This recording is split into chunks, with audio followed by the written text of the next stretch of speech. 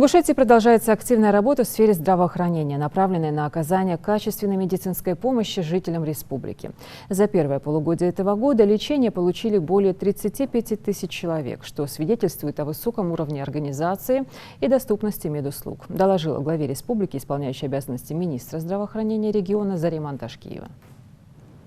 Важным направлением работы ведомства является оказание высокотехнологичной медицинской помощи на базе 6 медицинских организаций по 7 профилям: нейрохирургия, травматология, ортопедия, торакальная и сердечно-сосудистая хирургия, неонатология, дерматология и онкология.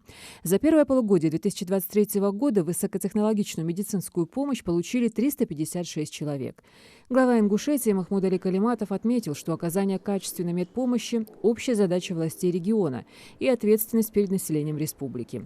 Ингушетия продолжает активно реализовывать программы льготного лекарственного обеспечения для граждан, имеющих право на получение государственной социальной помощи. Для реализации этого права в 2023 году из федерального бюджета выделено более 180 миллионов рублей. Аукционные мероприятия уже проведены, и на сумму около 145,5 миллионов рублей были поставлены необходимые лекарственные препараты. Кроме того, в регионе проводятся мероприятия по обеспечению системы здравоохранения квалифицированными медицинскими кадрами. Для привлечения врачей в труднодоступные сельские районы республики и устранения дефицита в кадрах осуществляется программа «Земский доктор». В 2023 году 10 врачей получили единовременные компенсационные выплаты в рамках данной программы. Наладьте систему контроля, нормативные акты, те, которые регулируют деятельность Минздрава вообще, и ведомственные акты правительства, указы главы. В целом у нас и детей больше родилось, да? Да, положительно. И нет материнской смертности за первое полугодие. Вот. Это очень радует, потому что роженицы, они должны быть на первом месте. В части участников СВО, вникли в это, да? Исполнено, да?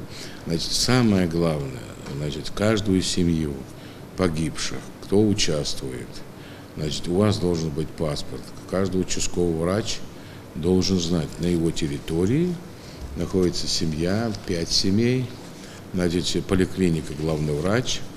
И они должны знать в любое время перечень льготных лекарств, необходимых лекарств, хронических заболеваний. То есть вы имеете в виду, это указание такое мое вам, значит, за этим следите тщательно. Поликлиники, больницы, не в очереди, что там нужно. За каждым участком был закреплен и педиатр, и участковый терапевт, даже гинеколог. Ну, тем более, вы сейчас знаете, и Минтруд, Минздрав, и Минобразование, все службы, чтобы они вникали.